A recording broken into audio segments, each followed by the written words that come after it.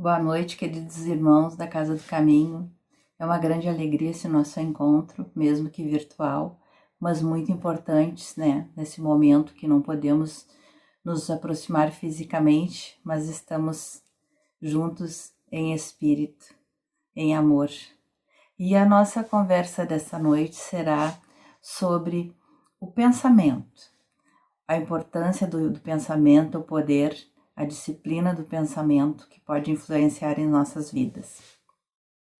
Há uma trova, uma pequena trova que diz: Senhor da minha vida, eu sou uma dupla sim, um anjo montando guarda a uma fera que existe em mim. E esta luta de luz e sombra é o nosso dia a dia, é o desafio da nossa encarnação. E Ernesto Bozano nos fala que os pensamentos são forças plásticas organizadoras criadas pela mente do espírito. O pensamento é a vida em profundidade, é o nosso ser, a intimidade do nosso ser. E quando Jesus nos diz orai e vigiai, é essa disciplina que ele fala, porque o pensamento ele pode nos conduzir por caminhos não tão desejados. Então é uma luta diária. Em A Gênese, Kardec, no capítulo 14, que é muito interessante, depois vocês procurarem para ler, o Kardec nos fala dessas formas de pensamento, das criações do nosso pensamento.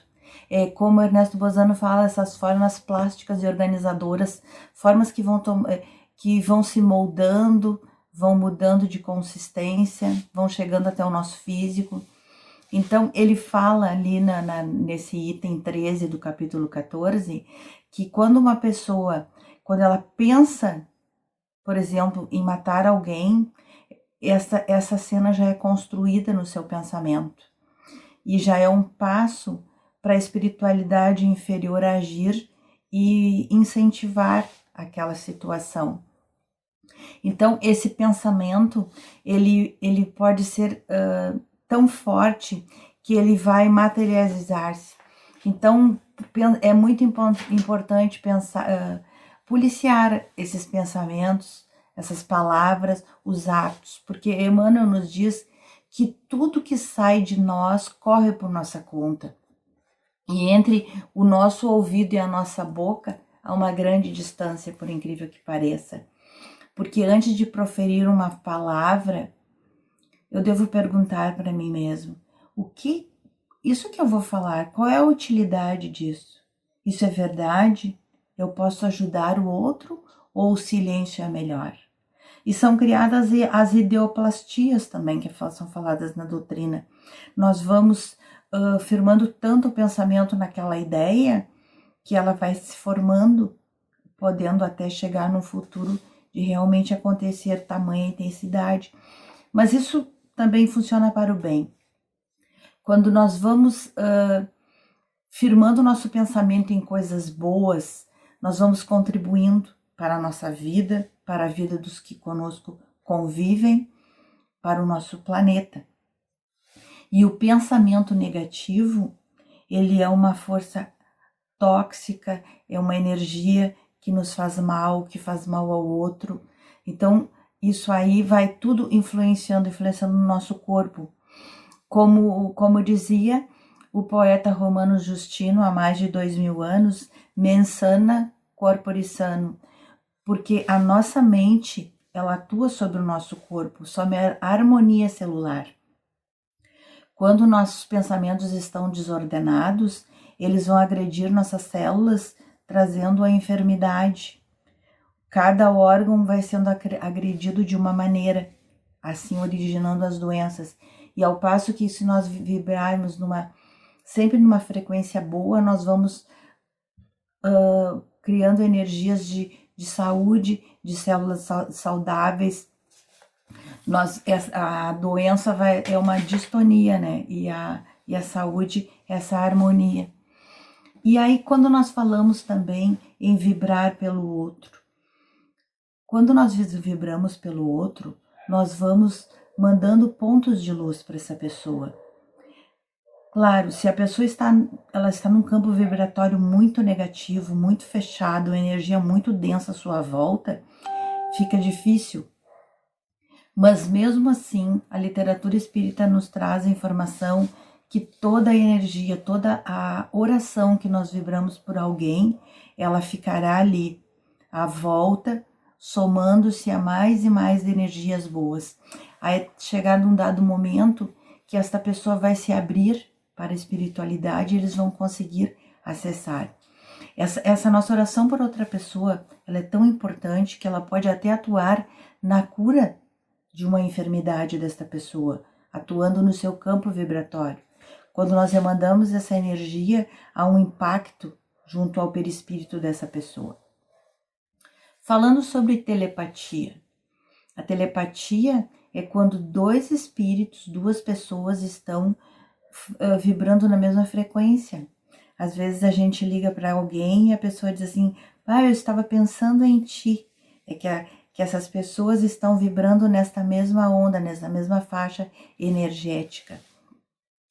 Então, isso também acontece para o negativo. A intuição.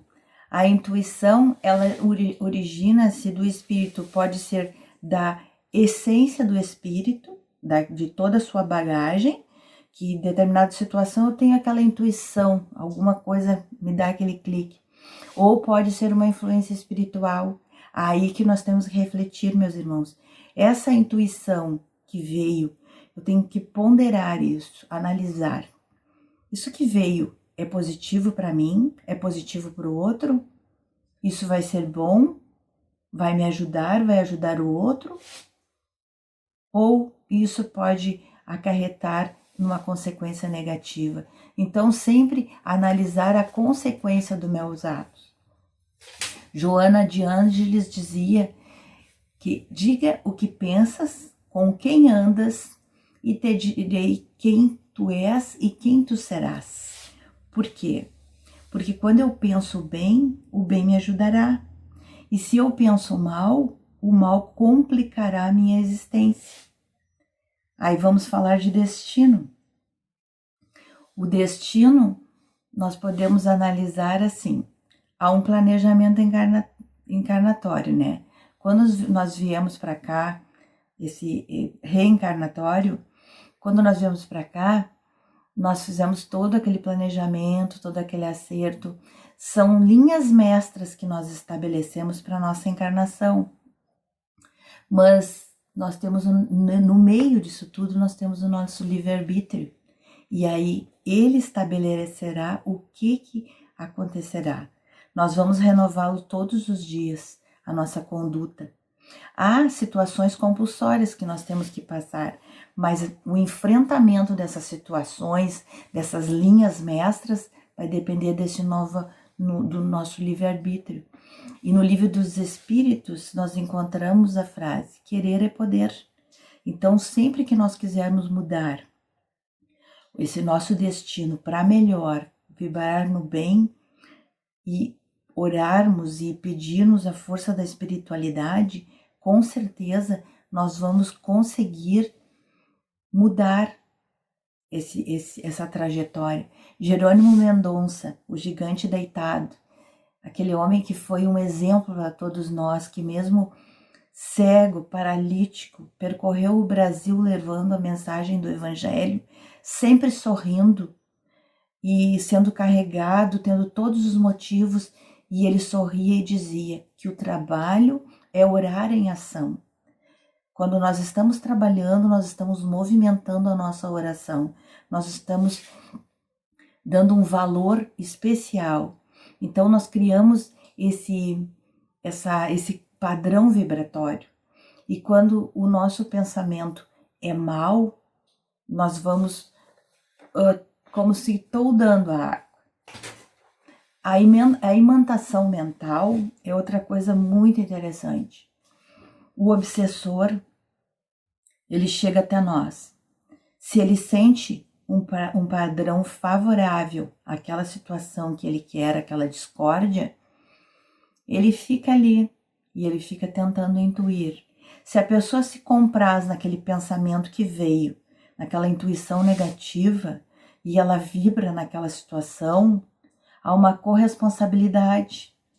Aí aquela situação vai se agravando, o comportamento pode ir também mudando, tudo nessa faixa vibratória. É o pensamento já passando para a vida diária. Mas se a pessoa reage àquele pensamento negativo, se ela pensa no bem, se ela procura ler, se ela procura informar-se, conviver com pessoas que tenham um comportamento e um pensamento edificante no mesmo padrão positivo, ela reage e afasta esse irmãozinho. Nós somos os senhores da nossa própria vida e o Espírito é o comandante disso tudo, meus irmãos, até nas nossas células, porque nós vamos mudando isso tudo. A mente sadia, ela vai nos estabelecer uma maneira nova de enfrentar as dificuldades diárias que todos nós temos, porque nós viemos nessa encarnação para desatar nós, para resolver problemas passados, a quem nós prejudicamos, aquela pessoa difícil que está ali conosco, que nós temos, ali é aquela situação que nós temos que mais prestar atenção. Nós temos que, o que nos causa um certo embaraço, é ali que nós temos que botar todo o nosso pensamento criador, a nossa emoção construtora de tentar resolver, de tentar entender aquele outro. Nunca respeitando o momento evolutivo daquela pessoa que está conosco, que nós temos aquela dificuldade. Porque cada um tem um momento e nós não podemos querer pegar uma lagarta que vai se formar numa borboleta e tentar romper o casulo. Ela não conseguirá, ela não sobreviverá, ela tem que ter todo aquele tempo de amadurecimento ali naquele casulo, para depois romper lindas asas, e assim acontece conosco. Situações que são difíceis para nós e que nós ainda estamos amadurecendo ali naquela situação. As nossas asas coloridas não se romperam ainda. E quando Jesus nos diz, orai e vigiai, é isso, é vigiar, é ter sempre essa reflexão conosco, essas perguntas diárias. Se eu penso positivo para alguém, esse pensamento vai gerar um fluido espiritual e a pessoa vai receber isso aí. Ela vai receber essa energia fortalecedora, vai impulsionar numa situação. E quando nós temos um pensamento com mágoa, às vezes a pessoa se separa do outro e fica 20, 30 anos pensando naquela situação. O que acontece ali com aquele pensamento? A pessoa está algemada àquela situação, ela mantém um fio mental com aquela pessoa que ela não se desliga. Então, vamos prestar atenção. Aquela pessoa que nos causa tanta irritação, que aconteceu uma coisa há tanto tempo e aquilo ali está me trazendo uma mágoa, eu ainda estou remoendo aquilo, meus irmãos, nós estamos ligados fluidicamente àquela pessoa. Então, quando nós mudamos o padrão vibratório, nós vamos romper esse elo e vamos pedir que aquela pessoa seja feliz, que ela consiga enxergar a situação que ela precisa mudar para melhor, que ela consiga ver aquilo ali. Kardec, na Gênese, ele fala que o pensamento para o espírito é o que as mãos são para o corpo do homem, são para o homem, né? Tudo é moldado no pensamento. Nosso trabalho que a gente faz, tudo que a gente age com as nossas abençoadas mãos, o espírito é com o pensamento. Tudo ele vai agir gerando é como se fosse essa plasticidade que Bozano fala. O espírito vai manipular esses fluidos e esses pensamentos vão gerar essas ideias. Então a semeadura é livre, mas a colheita, meus irmãos, é sempre obrigatória. Quando nós pensamos mal de alguém, isso aí primeiramente causa mal a nós, imediatamente. porque gera uma energia negativa. Primeiro, para nós que pensamos mal daquela pessoa. Divaldo Franco diz que a gente pensar mal do outro é querer matar o outro ingerindo veneno. Aquele pensamento negativo vai nos intoxicar primeiro. Então, é assim, é uma coisa que a gente nunca reflete sobre essa situação, né? E a nossa maneira de encarar as situações, de vibrar, de enfrentar o fardo que temos nas nossas vidas. Richard Simonetti fala de 2 exemplos de 2 pessoas. Dona Dolores. Dona Dolores vivia de mal com a vida.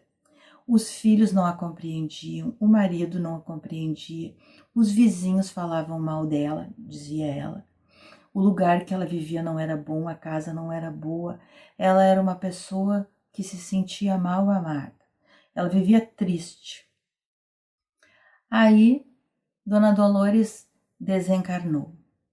Foi para o umbral, teve um tempo, até que ela orou, pediu o socorro da espiritualidade. E Dona Dolores foi socorrida. Dona Dolores foi para uma colônia, tipo o nosso lar.